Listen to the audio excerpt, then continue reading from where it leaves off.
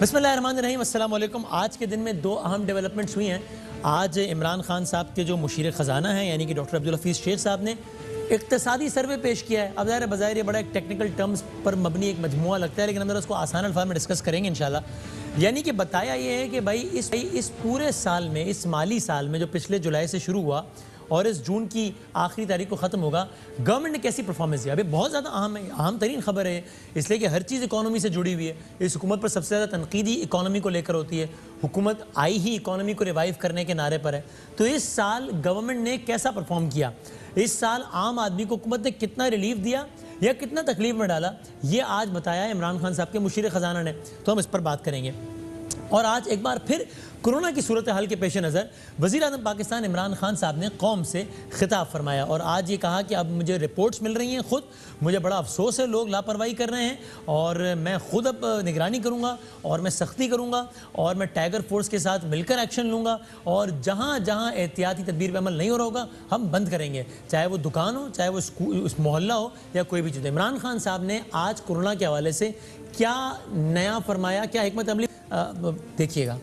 ابھی تک پاکستان میں جو اموات تھیں اتنی زیادہ نہیں تھیں، اب ہم دیکھ رہے ہیں کہ وہ اوپر جا رہی ہیں۔ پتا تھا یہ ہوگا، لاک ڈاؤن کو آہستہ آہستہ کھولیں گے، انفیکشن بھی بڑھتی جائے گی۔ جیسے جیسی اموات بڑھ رہی ہیں، یہ کہا جا رہا ہے کہ گورنمنٹ کی پالیسیز ٹھیک نہیں ہیں، گورنمنٹ کو پتہ نہیں کیا کرنا ہے۔ زیادہ اموات ہوتی ہیں، گورنمنٹ کا قصور ہے۔ پرائم منسٹر آفس سے میں سارے ملک کا جائزہ لوں گا، کتنے ایس او پیز کے اوپر عمل کیا گیا ہے۔ جو عمل نہیں کیا جائے گا وہاں بند کر دیا جائے گا۔ دکان ہے وہ نہیں کر رہی تو دکان کو بند کر دیا جائے گا، مال ہے تو اس کو بند کر دیا جائے گا، فیکٹری نہیں کر رہی تو اس کو بند کر دیا جائے گا۔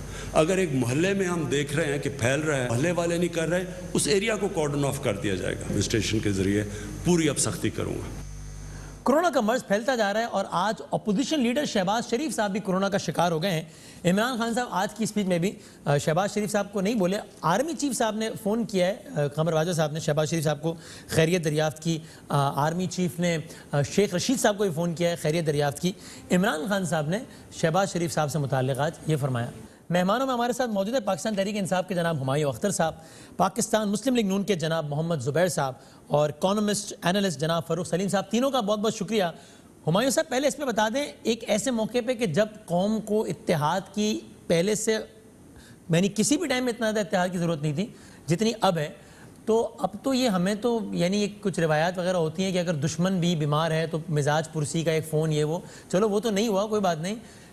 آج یہ اچھا دن تھا عمران خان صاحب کا، آج کا دن بھی نہ چھوڑنا شہباز شریف صاحب کو رگڑنے میں کہ دیکھو وہ آ گئے، وہ مسئلہ کہ آ گئے، لندن سے آ گئے دوڑے، جانتے بھی کہ وہ اس وقت خود بھی کورونا پیشنٹ ہے۔ میرا نہیں خیال کہ پرائم منسٹر کسی کی تکلیف سے یا بیماری سے لطف اندوز ہوتے ہیں۔ آپ نے دیکھا کہ جب نواز شریف صاحب باہر جانے کے لیے بیل کے لیے اپلائی کر رہے تھے تو پرائم منسٹر نے پورے پاکستان سے ڈاکٹرز کے اکٹھا کیا، پرائیویٹ جہاز بھیجے گئے، ان کا اپنا شوکت خانم کے جو مین ڈاکٹر ہیں انہوں نے ان کا معائنہ کیا۔ تو obviously پی ٹی آئی اور پرائم منسٹر سیاست کو ایک انسانی ہمدردی کے ساتھ مکس نہیں کرتے۔ اگر کسی کو تکلیف ہے تو وہ ہے اور ہم اس کے لیے دعا گو ہیں۔ اچھا ٹھیک ہے، صحیح۔ زبیر صاحب، سیاست آپ پر بھی الزام لگ رہا ہے کہ کر رہے ہیں کہ وہ کورونا ہوا ہے، اتنے سارے لوگوں کو ہو رہا ہے، اللہ تعالیٰ سب کو صحت یابی عطا فرمائے، شہباز صاحب کے لیے بڑی دعائیں ہماری۔ وہ کہہ رہے ہیں جی عمران خان ذمہ دار ہے شہباز شریف کو کورونا کا، نیب ذمہ دار ہے شہباز شریف کو کورونا کا۔ نیب کا تو ظاہر ہے ایک الگ چیز ہے، لیکن جو کرونا کے سلسلے میں، اور کرونا سب کو پتہ ہے ایک شدید بحرانی کیفیت پیدا کی ہے، تو وہ حکومت ہی کا کام تھا نا، پلان کرنا، اسٹریٹجائز کرنا کہ اس سے کیسے لڑنا ہے، اس کو کیسے روکنا ہے، اس کو کیسے مینیج کرنا ہے۔ آج کی بھی تقریر کا حصہ جو آپ نے سنایا تو وہ وہی والا ہے کہ جی اب ہم چھوڑیں گے نہیں، پیٹرول والوں کو چھاپے ماریں گے، یہ بالکل وہی پرائم منسٹر۔ اب وہ این سی او سی کا رول کیا تھا، آج انہوں نے کہا کہ پرائم منسٹر آفس سے میں مینیج کروں گا اور میں انشور کروں گا۔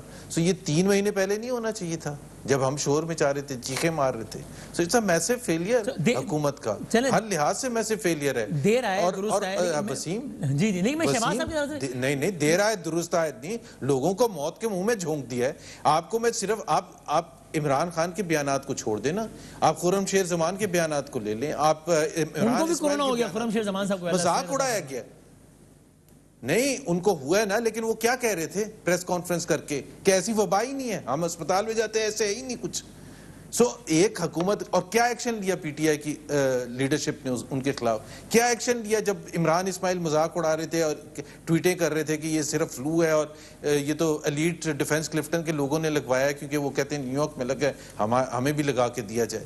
مطلب اس قسم کا اگر آپ مذاق کر رہے تھے آن این ایشو جس میں لوگوں کی جانوں کو خطرہ تھا, تو آپ لیکن میرا سوال شہباز صاحب سے کس کو بلیم کریں, جا کے انڈیا کی حکومت کو بلیم کریں, وہ نہ جائیں پھر اگلے دن, اور یہ کہیں کہ وہاں پہ کورونا کا خطرہ ہے, پھر اگلے دن وہ عدالت جائیں جہاں پر رش ہو, کارکنان جو ہے وہ ایک دوسرے سے لپک رہے ہوں, پھر دوبارہ نیب جائیں وہاں بھی رش ہو, اور اس کے بعد ان کو ہو جائے کورونا, جو کہ اللہ میری بڑی دل سے دعا ہے کہ اللہ سے عطا فرمائے, اور پھر ٹویٹ آ جائے کہ وہ دیکھو عمران خان کی وجہ سے ہو گیا کورونا, دیکھو نیب نے کرا دیا کورونا.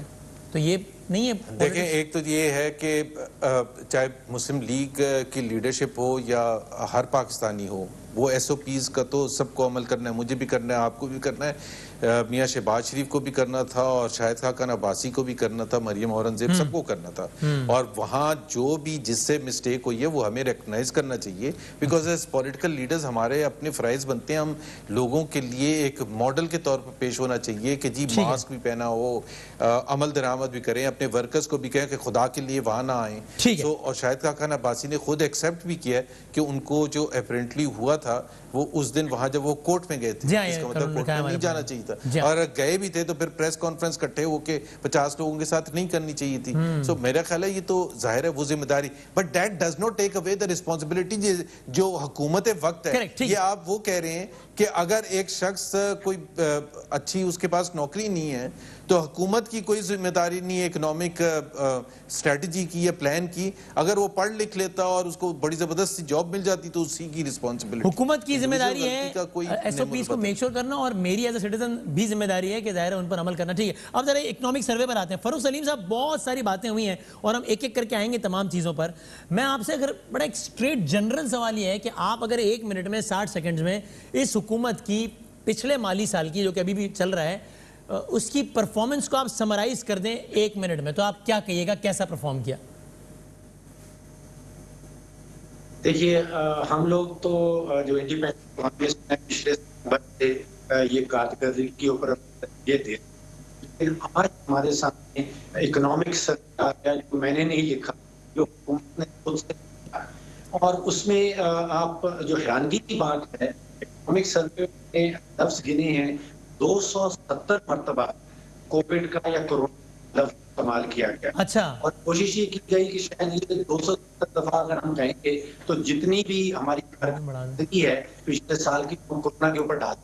اب حقیقت یہ ہے کہ کورونا کو آئے ہوئے 3 مہینے ہوئے ہیں اس میں, اور مالی سال جو چل رہا ہے اس میں جو کارکردگی ہے اس میں کورونا کا کوئی تعلق ہے. تو یہ کوشش کی گئی ہے اکنامک سروے میں کہ سب کچھ آپ کہہ رہے ہیں کورونا کا تعلق نہیں ہے, لیکن اور دیکھیے اگر آواز کلیئر نہیں ہوتی فاروق صاحب کی تو آپ بے شک فون پہ لے لیجیے, لیکن آپ کہہ رہے ہیں کورونا کا تعلق نہیں ہے. فاروق سلیم صاحب مثلاً انہوں نے جی ڈی پی گروتھ کا ٹارگٹ سیٹ کیا 3.3%, سب کو پتا تھا کہ وہ اچیو نہیں ہوگا, لیکن ورلڈ بینک سمیت سب یہ کہہ رہے تھے نا کہ 2.4 کے آس پاس آئے گا, یہاں پر کچھ ہوگا.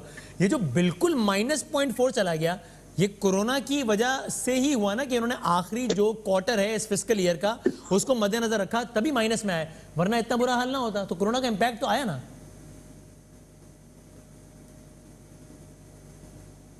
فاروق سلیم صاحب ملاتے ہیں, دوبارہ ملائیں. اب ذرا ایک ایک کر کے مختلف چیزوں پر آیات ہیں. ہمایوں صاحب سب سے پہلے ذرا اس پہ آیات ہیں. آئی ایم ایف, ظاہر ہے یہ سب کو معلوم ہے کہ آئی ایم ایف کی مشاورت کے بعد ہی یہ بجٹ بنا ہے. آئی ایم ایف نے بہت ساری چیزیں وہ اپروو کی ہیں, ظاہر ہے وہ سارا سلسلہ.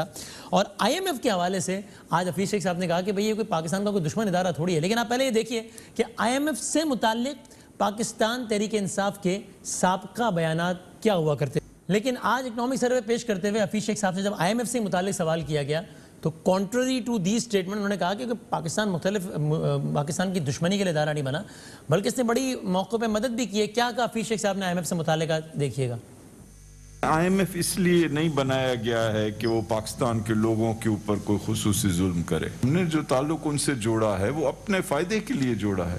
कोरोना वायरस का मसला हुआ तो सबसे पहले वो थे। जब हमने अपने छोटे ताजरान को मराहत दी और उनसे शनाख्ती कार्ड वगैरह की ये जो रिक्वायरमेंट्स थी उसमें फ्लेक्सिबिलिटी दिखाई, तब भी वो हमारे साथ खड़े रहे। हमने कंस्ट्रक्शन का पैकेज दिया जिसमें काफ़ी चीज़ें जो थी उसमें उनको लचक दिखानी पड़ी, वो भी उन्होंने दिखाई।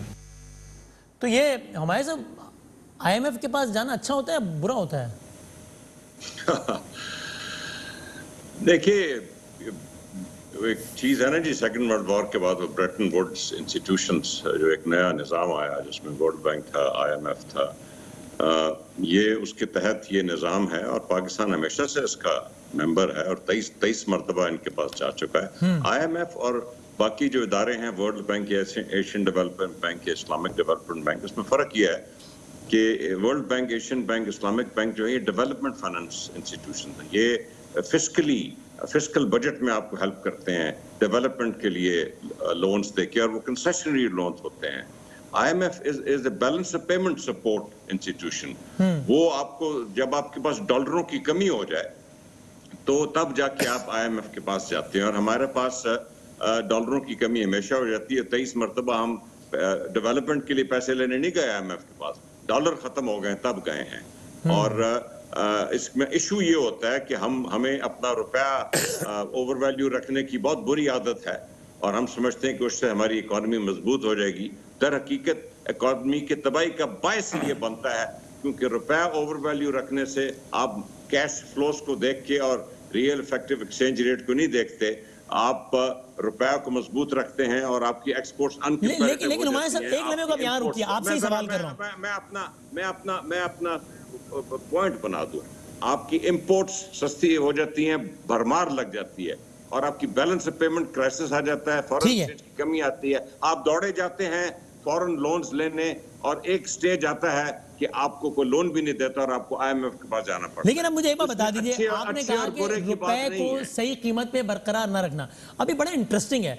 जब पिछली हुकूमत में रुपए की कीमत में बदल होता था तो आप लोग कहते थे कि भाई देखो ये तो चोरी कर रहे हैं क्योंकि इनके तो अकाउंट पड़े में डॉलर। अब जब रुपए की कीमत रद्दोबदल हुआ है, ये तो रातों रात इतने अमीर हो गए और मुल्क का कर्जा इतना बढ़ गया, तब आप लोग ये कहते थे। और अब आप लोग ये कह रहे हैं कि इन्होंने रुपए की कीमत में रद्दोबदल सही किया ही नहीं, इसलिए बेड़ा गर्क हो गया। जरा सुन लीजिए कि पहले रुपया गिरने से कहा करते थे PTI के रहनुमा बशमूल इमरान खान साहब, या सुन लीजिए कि रुपया गिरा दिया, बर्बाद कर दिया। लेकिन फिर बाद में आप लोगों ने यह बताया कि रुपया सही से गिराया ही नहीं, इसलिए हमें गिराना पड़ा, उसको आर्टिफिशियली रखा था, हमें सही लेवल पे लाना पड़ा, इसलिए बेड़ा गर्क हो गया। बाद में क्या कहा ये भी देख लीजिए और सुन लीजिए। पिछले जो हुकूमत थी उसका फलसफा ये रहा कि हमें एक्सचेंज रेट को फिक्स रखना है, उसको रोकने के लिए डॉलर्स को फूका जाता है और डॉलर्स फूके गए। पिछली हुकूमत ने डॉलर आर्टिफिशियली रखा सस्ता, डॉलर को ऊंचा नीचा करने से आप पॉलिटिकल इकोनॉमी तो चला सकते हैं, लेकिन पाकिस्तान को जो स्ट्रक्चरल रिफॉर्म्स चाहिए हमने नहीं किए। पिछली गवर्नमेंट ने रुपए की कीमत को मेंटेन करने के लिए $7 अरब खर्च किया, तो पहले डॉलर का खसारा है, पहले ही इंपोर्ट्स ज्यादा है, एक्सपोर्ट्स कम है, तो ऊपर से $7 अरब खर्च कर दिया रुपए को मेंटेन करने के लिए। जब आप रुपए की कदर को मसनूई तरीके से इस डॉलर खरीद के स्टेट बैंक उसको बैलेंस करता रहे, आपके जो ज़र मुबादला के ज़खायर थे वो तेजी से गिर रहे थे। तो सर रुपया गिराना अच्छा होता है और रुपया ना गिराना अच्छा होता है? आपने दोनों में तनकीद की है। क्या अब मेरे से पूछ रहे हैं? जी आप क्यों हमायों को मुश्किल में डालते हैं? नहीं, तो bad, don't worry about me, I can handle.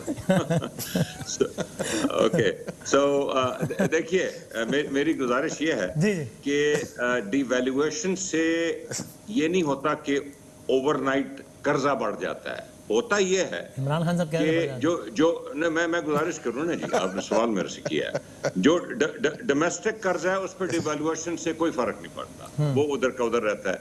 जो फॉरेन कर्जा है जो डॉलर्स में है, क्योंकि आपका फिस्कल अकाउंट रुपयों में होता है, आपका बैलेंस पेमेंट अकाउंट डॉलर में होता है, फिस्कल अकाउंट जो आपका बजट होता है वो रुपयों में होता है, तो वो अगर $100 मिलियन है और आप रुपए की कीमत को कम कर देंगे तो वो जितना, अब जैसे मैं आपको बताऊं, लोग कहते हैं जी PTI के दौर में कर्जा बहुत बढ़ गया, इतने ट्रिलियन बढ़ गया।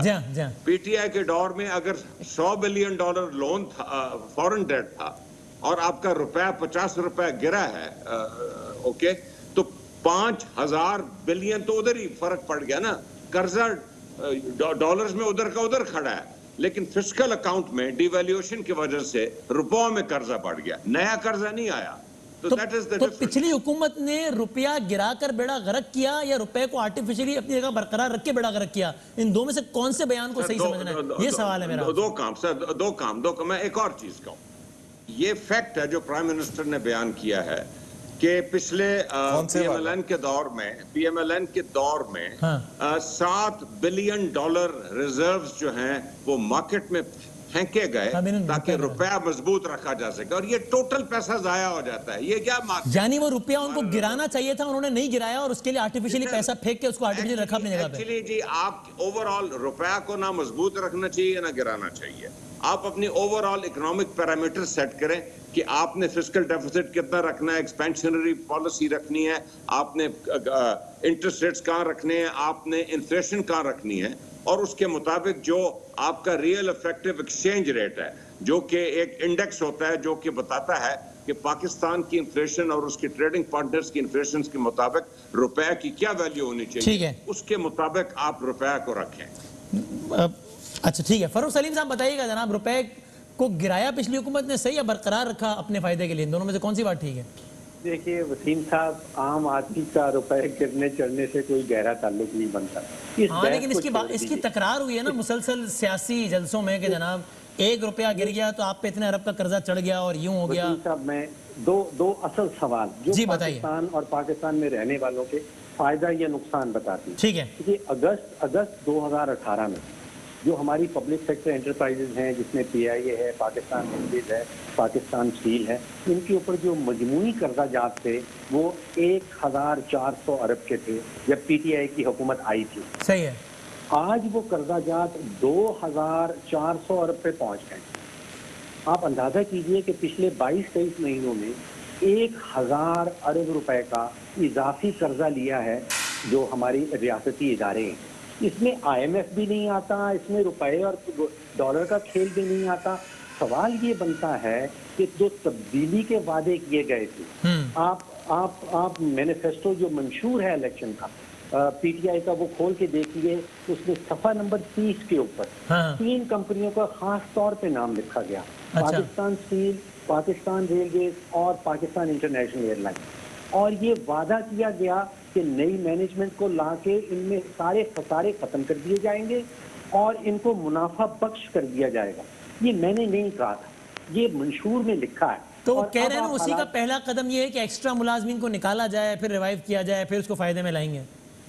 دیکھیے ابھی تک 1400 ارب کا قرضہ تقریباً ڈبل ہو گیا ہے 22 مہینوں میں. اسی طرح آپ بجلی کے شعبے میں جو سرکولر ڈیٹ تھا, دیکھیے میں ہزاروں ارب کی بات کر رہا ہوں. اب وہ روپیہ ایکسچینج ہوتا ہے نہیں ہوتا, وہ اچھی بات ہے روپے کو گرانا یا نہیں. مجھے یہ ٹھوس قسم کی جو اسٹرکچرل چینجز جس سے 22 کروڑ پاکستانیوں کا فائدہ یا نقصان ہو سکتا ہے. آپ سوچئے کہ اگست 2018 پی ٹی آئی کی حکومت آئی تھی, ہمیں پاور ڈویژن والوں نے ایک بریفنگ دی اور انہوں نے کہا کہ اس وقت ہمارے پاس مجموعی سرکولر ڈیٹ گردشی قرضہ جات جو ہیں وہ 1100 ارب کے ہیں. صحیح ہے. آج ہمیں بتایا جا رہا ہے کہ 22 مہینوں کے بعد وہ قرضہ جات 2000 ارب پہ پہنچ گئے ہیں. جن کے آپ ہزاروں ارب بجلی میں نقصان کر رہے ہیں, آپ ہزاروں ارب روپے کی خسارہ کر رہے ہیں اپنے پبلک سیکٹر انٹرپرائزز میں.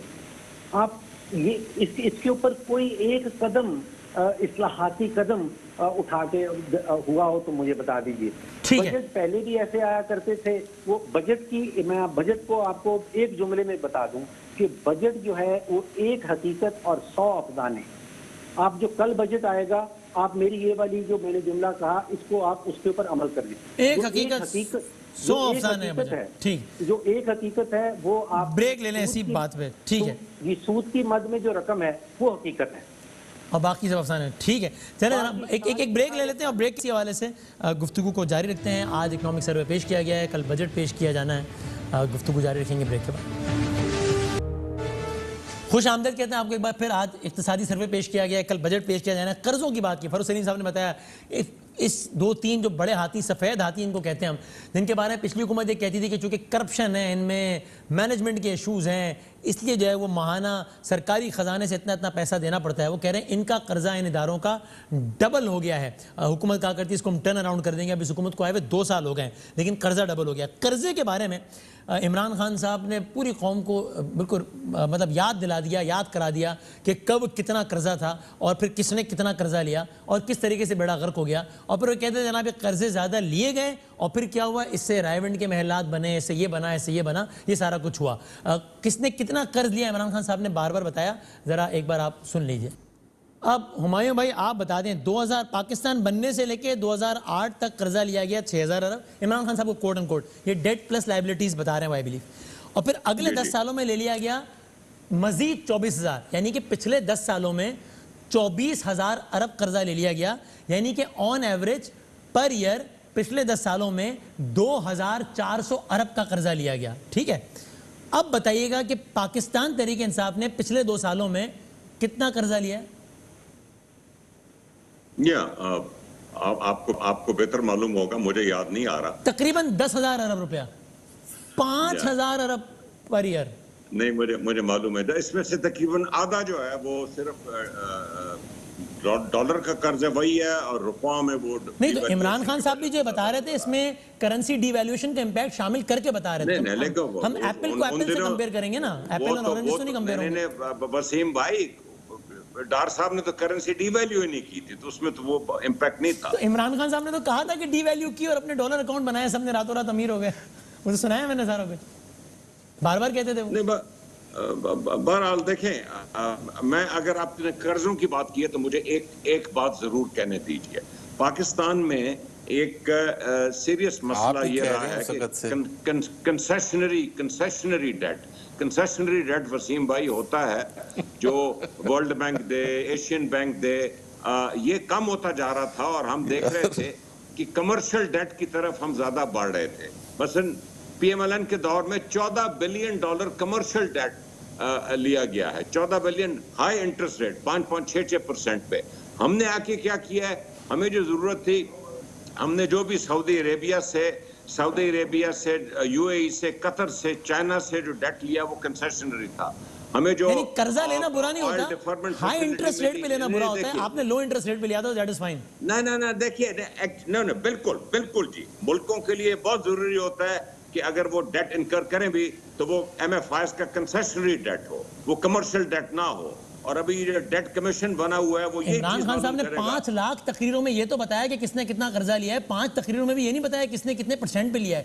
He was against the very logic of یہ ڈیٹ پالیسی کے خلاف تھے وہ کہ بھائی کیوں قرضہ لے رہے ہو، اس سے ملکوں کا بیڑا غرق ہو جاتا ہے. سر اور وسیم آپ بھائی نے مجھے 2 سال موقع دیں ذرا. 10,000 ارب لے لیا. جی زبیر صاحب. جی میں ایک ان کو انٹرسٹ ریٹ کا بھی بتا دوں. جی بڑا سمپل سا. ایک تو مجھے بڑا آپ مشکل میں ڈالتے ہیں ہمایوں کو. دیکھیں کل بجٹ ہے تو اس نے سوال انٹرسٹ کا میں آپ کو بتا دیتا ہوں. ہمارا جو لاسٹ ایئر تھا فسکل ایئر، اس میں انٹرسٹ ڈیٹ ری پیمنٹ کے سلسلے میں جو تھی وہ 1500 بلین تھی. 1500 بلین. ان کے یہ جو یہ سال گزرا ہے وہ 3000 بلین. ڈبل انٹرسٹ ہوا ہے ان کے زمانے میں، اور وہ اس لیے ہوا ہے کہ قرضے زیادہ لے لیے. اور دوسری بات یہ ہے کہ یار ہمایوں آپ نے بول کے مجھے بات تو کرنے دیں. آپ کا قرضہ واپس کیا ہے نا، حفیظ شیخ صاحب نے بتایا 5000 ارب ہم نے ان کا واپس کیا ہے. خیر جو میں نے 10,000 ارب بتایا وہ تو 5000 کو مائنس کر کے ویسے اس کے بعد ہے، نیٹ ہے مائنس کر کے. ہاں وہ نیٹ ہے. ایک تو یہ پتہ نہیں کہاں سے ایک حساب کتاب لاتے ہیں. دوسری بات یہ ہے کہ جہاں تک ڈی ویلیویشن کا امپیکٹ ہے، پیپلز پارٹی کی حکومت جب آئی تھی 2008 میں تو 60 روپے کا ڈالر تھا 5 سال تک، اور امیڈیٹلی 2-3 مہینے میں 83-84 ہو گیا تھا. تو اس سے قرضے نہیں بڑھے ہوں گے. کبھی عمران خان نے کبھی اپنی سپیچ میں وہ بینیفٹ دیا تھا کہ نہیں؟ وہ پیپلز پارٹی کے جو قرضے بڑھے تھے اس میں ڈی ویلیویشن کا بڑا امپیکٹ تھا. بہرحال اٹ از مطلب نائٹ اینڈ ڈے کا ڈفرنس ہے. عمران خان صاحب کو لگ پتہ کیا ہے کہ گورننس ہوتی کیا چیز ہے. کوئی بھی انڈیکیٹر اٹھا لیں وہ اتنا ڈفرنس ہے، اس کے آپ 10,000 ریزنز دے دیں. عمران خان جب چڑھ کے یہ باتیں کرتے تھے تو اس وقت بھی ان کو کچھ نہیں پتا تھا، اس لیے وہ کرتے تھے. وہ جینوئنلی سیریسلی کرتے تھے، ان کو بتایا ایسے ہی جاتا تھا. وہ آج بھی سیریسلی سمجھتے ہیں, کیونکہ آج کے نمبرز تو شاید ان کو پتہ بھی نہیں ہے. اسی طرح سے بتایا جاتا ہے سر ہمارے قرضے اس لیے بڑھے ہیں کہ وہ ہم نے ان کے قرضے واپس کیے. یہ نہیں بتایا جاتا کہ بھائی وہ تو نیٹ اماؤنٹ ہے, نیٹ انکریز ہے, مائنس کر کے وہ جو قرضے آپ نے واپس کیے. یہ بھی ایک فیکٹ ہے نا زبیر صاحب کہ آپ لوگ اکانومی اس حالت میں چھوڑ کے گئے تھے کہ آپ کے اپنے خیال میں, ان کو چھوڑ دیجئے, آئی ایم ایف کے پاس جانے کے علاوہ کوئی اور چارہ نہیں تھا, یعنی مزید قرض لینے کے علاوہ کوئی چارہ نہیں تھا. دیکھیں وسیم, دو ایسپیکٹس ہوتے ہیں, ایک ایکسٹرنل سیکٹر ہوتا ہے اور ایک ڈومیسٹک سیکٹر ہوتا ہے. ڈومیسٹک میں میکرو اکنامک انڈیکیٹر سیدھا میں کہہ دوں کہ تقریباً 8 یا 9 ہیں. چاہے وہ امپلائمنٹ ہے, وہ سگنیفیکنٹلی خراب ہو گئی, خود پلاننگ کمیشن کے اعداد و شمار کے حساب سے 6.56 سے 8.8 کے قریب پہنچ چکی ہے. پاورٹی لائن سے تقریباً کووڈ سے پہلے 1 کروڑ لوگ نیچے جا چکے تھے. گروتھ ریٹ نوز ڈائیو کیا 5.8 سے 1.9%. Inflation has gone up significantly. کون سا اعداد و شمار ہے جو اب مطلب ابھی فاروق سلیم نے آپ کو وہ بتایا اسٹیٹ انٹرپرائزز کے قرضے 1000 بلین وہ بڑھ کے 900 بلین 2 سال بھی نہیں مکمل ہوئے, سرکولر ڈیٹ بڑھ گیا. بھائی آپ نے کیا ہے؟ ٹھیک ہے فاروق صاحب سے پوچھا نے. اور اس سے پہلے مجھے اچھا ٹیکس ریونیو اس ٹیکس میں میں نے بعد میں بات کرنی, ٹیکس سے بات کرنی ہے, میں نے اس کو ہولڈ کر کے ذرا. اور ہم نے حماد اظہر صاحب سے کیا آپ نے, وہ بھی آپ سے بی آر ٹی پشاور تو کمپلیٹ نہیں ہوتا. ایک پروجیکٹ ہم نے جو قرضے لیے تھے, ہم چھوٹے کراچی میں پورٹ قاسم آپ کو لے کے جا سکتا ہوں. یہ دیکھیں جی 2 ہم نے پروجیکٹس یہاں لگائے تھے, ہم نے تھر میں پروجیکٹس لگائے تھے, ہم نے RLNG کے پروجیکٹس لگائے ہیں, موٹر ویز بنائی ہیں, فلانا کیا ہے. نہیں ہمایوں صاحب یہ بات تو ہے نا, آپ حماد اظہر صاحب کی بھی گفتگو سنیے. ایک میٹرو بس نہیں بن سکتی. پچھلے سال کی حماد اظہر صاحب کی گفتگو سنیے, تب تو نمبر ظاہر اور تھے. یعنی یہ کمال کی بات نہیں کہ عمران خان صاحب خود بتاتے رہے کہ پاکستانیوں جس دن سے پاکستان بنا اس دن سے لے کے 2008 تک, اس دن سے لے کے 2008 تک کتنا قرضہ لیا پاکستان نے؟ 6000 ارب روپیہ. اور جس دن سے عمران خان صاحب آئے اس دن سے لے کے آج تک کتنا قرضہ لیا؟ 10,000 ارب روپیہ. یہ تو کمال ہے نا. مطلب پاکستان بننے سے لے کے 2008 تک جتنا قرضہ نہیں لیا گیا تھا اتنا خان صاحب نے آنے کے بعد سے لے لیا. اور خان صاحب بتاتے ہیں کہ قرضہ لے کے یہ سارے لوٹتے رہے ملک کو. اب 1 سال پہلے حماد اظہر صاحب سے ہم نے کیا بات کی تھی, اس وقت کے فگر ظاہر ہے کمپلیٹلی ڈیفرنٹ جا سے, وہ بھی ذرا ایک لمحے کو دیکھ لیجئے. حماد صاحب آپ بتا دیجئے پی ٹی آئی کی گورنمنٹ نے آنے سے لے کر آج کے دن تک کتنا قرضہ لیا ہے بطور مجموعی, کتنے ہزار ارب روپے پاکستانی اندازاً؟ جو نیٹ انکریز ہے آپ کی پبلک ڈیٹ میں, کیونکہ آپ کی ڈیٹ رول اوور ہو رہی ہوتی ہے, ہم بہت زیادہ قرضہ وہ لے رہے ہوتے ہیں جو اسٹیٹ بینک کو یا ہم ریٹرن کر رہے ہوتے ہیں, پے آف کر رہے ہوتے ہیں, لیکن کچھ ایک حصہ وہ بھی ہوتا ہے ڈی ویلیویشن ملا کے وہ 2300 ارب ہے, اور لیکن اگر ڈی ویلیویشن کے امپیکٹ کو نکال لیں تو وہ 1300 ارب ہے جولائی سے جنوری تک.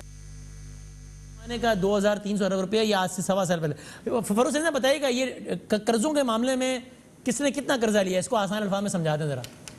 آسان الفاظ دیکھیے 1947 سے لے کے اور سن 2008 تک ہر پاکستانی بچہ, بوڑھا, مرد اور عورت کے اوپر 36,000 روپے کا فیکس قرضہ تھا جب پیپلز پارٹی کی حکومت آتی. 36,000 روپے پر پاکستانی 2008 تک. جی ٹھیک ہے. 5 سالوں کے دوران وہ 36,000 سے پیپلز پارٹی کی حکومت کے دوران 88,000 روپیہ فیکس ہر پاکستانی بچہ, بوڑھا, مرد اور عورت کے اوپر. ہم جائے 36,000 سے 88,000 پہ 5 سال کے پیریڈ میں. صحیح ہے. پھر پی ایم ایل این کی حکومت آئی, 88,000 سے وہ شروع ہوئے اور 5 سال میں وہ 1,40,000 روپیہ فیکس ہر پاکستانی بچہ, بوڑھا, مرد اور عورت کے اوپر.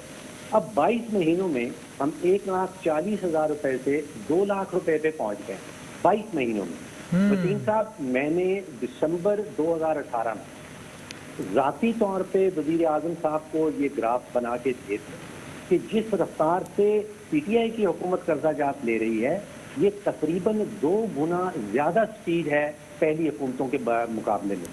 اس میٹنگ میں مرحوم نعیم الحق صاحب موجود تھے اور میں نے یہ ان کو واضح کیا تھا کہ ہم بڑی تیزی سے قرضہ جات تیزی سے لے رہے ہیں. اگر اوسطاً آپ دیکھنا چاہتے ہیں تو پیپلز پارٹی کے دوران جو 5 سال گزرے रोजाना का इजाफी कर्जा, अब मैं इजाफी कर्जों की बात कर रहा हूँ जो आप नेट कर्जा जात की बात कर रहे हैं, इसमें वो नहीं है कि जो पिछलों का वापस किया, नेट कर्जा है ना, नेट कर्जा, सही, जी जी, नेट कर्जा जात इजाफी कर्जा रोजाना की बुनियाद पे पीपल्स पार्टी 5 अरब रुपए का लिया करती, ठीक है, हम उस वक्त भी रोते थे, फिर PMLN की हुकूमत आई, वो रोजाना का 8 अरब रुपया इजाफी कर्जा ले रही थी, ठीक है, पिछले 22 महीनों में 18 अरब रुपया इजाफी कर्जा रोजाना का लिया जा रहा है। हुमायूं साहब 5 अरब डेली, 8 अरब डेली, 18 अरब डेली। देखें, मैं ओवरऑल अब सुने जरा, हमारे कर्जों का, ज़ुबैर आप जरा गौर से सुने, आपकी बात समझ नहीं आती। गौर से अच्छा, और ये 18 अरब कितना होता है, खाली ये लोगों को बताने के लिए कि पिछले साल आपने कहा था कि हम सिविल गवर्नमेंट के अखराजात में कमी कर रहे हैं, पिछले बजट में आपने कहा था, तो आपने कहा था हम सारे साल में बड़ी जबरदस्त कमी लाएंगे, कितनी लाएंगे, 23 अरब रुपए में अखराजात कम कर देंगे एक साल में सिविल गवर्नमेंट, यहाँ 18 अरब रोजाना खर्च ले रहे हैं। हमारा आधा जो खर्चा एक्सपेंडिचर है ना इस पर, जी जी, वो डेट सर्विसिंग का है। अब डेट सर्विसिंग वो होती है जो आप सिर्फ सूद अदा कर रहे होते हैं, वो सूद हम नए कर्जे का तो नहीं अदा कर रहे, जो पिछले कर्जे जो आपने 14 बिलियन डॉलर कमर्शियल डेट लिया हुआ है, हम वो सूद अदा कर रहे हैं। तो मैं आपसे गुजारिश करूं, रफ सा फिगर दूं, अगर हमारा 10,000 बिलियन कर्जा बढ़ा है, उसमें से तकरीबन 5,000 बिलियन डॉलर का कर्जा उधर का उधर खड़ा है, डिवैल्यूएशन से रुपयों में वो ज्यादा हो गया है, तकरीबन 2,500 बिलियन जो है वो हमने इनके कर्जों का सूद अदा किया है।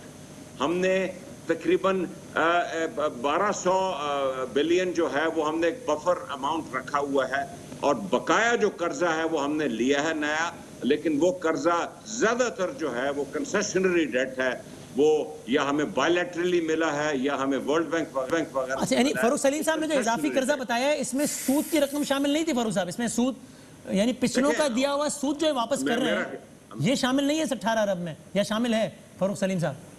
इसमें सब कुछ शामिल है वसीम भाई। ठीक है, ठीक। तो यानी जुबैर साहब वो कह रहे हैं 10,000 अरब का जिन पर इल्जाम है, 5 उसमें कितना कह रहे हैं, 2,500 अरब सूद वापस किया आप लोगों का लिया हुआ, तो 7,500 अरब हो गया। नहीं ओ भैया वसीम भाई, आप इधर से देखें उधर से देखें, जब आप PMLN के कर्जों की बात करते थे इमरान खान साहब, तो कोई एनालिसिस करते थे? या PPP के कर्जों की जब बात करते थे कोई एनालिसिस? सीधा सीधा कहते थे ना। मैं कहता हूँ वो कंटेनर पर चले जाएं और सिर्फ वो अपनी स्टेटमेंट का कंप्लीट कर दें सेंटेंस, कि जब से पाकिस्तान बना था 2008 तक 6,000 अरब, 2008 से 2018 30,000 अरब, और अब उसी लहजे में, उसी गरज गूंज के साथ अब वो 42,000 बिलियन हो। आप भी अपनी फरमाइशें तो देखें जरा। यही कहते थे ना, बस आगे पीछे कोई एनालिसिस नहीं करते थे, अपनी फरमाइश आगे पीछे कोई एनालिसिस नहीं करते थे। जाते आते टैक्स, दूसरी बात ये, टैक्स का टैक्स, दूसरी बात ये, हुमायूं प्लीज इमरान खान ना बने, प्लीज इमरान खान ना बने। आपने 3-4 दफा आज ये कहा है, मैं हर दफा चुप हो गया था, कि 5,000 अरब तो सिर्फ उस वजह से डिवैल्यूएशन की वजह से 5,000 अरब नहीं हो सकता, क्योंकि हमने 124 पर छोड़ा था एक्सचेंज रेट, और आज है तकरीबन 160, तो 50 रुपए नहीं बढ़ा है, वो 40 रुपए भी नहीं बढ़ा, 36 रुपए बढ़ा है। तो 36 रुपए को आप 100 से मल्टीप्लाई कर लें, 3600 बिलियन होता है। तो प्लीज आप इमरान की तरह एक्सैजरेट करते करते फंस जाते हैं। फिर डार साहब ने 105 पे रखा था रुपया। हाँ, फिर मिफ्ता के दौर में 115 हो गया ना, छोड़ा था यार, फिर जो आया जब हमने छोड़ा था 121 हो गया। डार साहब की बात करें, जहाँ से आपने लिया तो वहाँ से गिनेंगे ना। 4 साल तो आपने 105 पे रखा। सही यार, क्या हुमायूं कैसी बातें कर रही हैं यार आप, हो क्या है?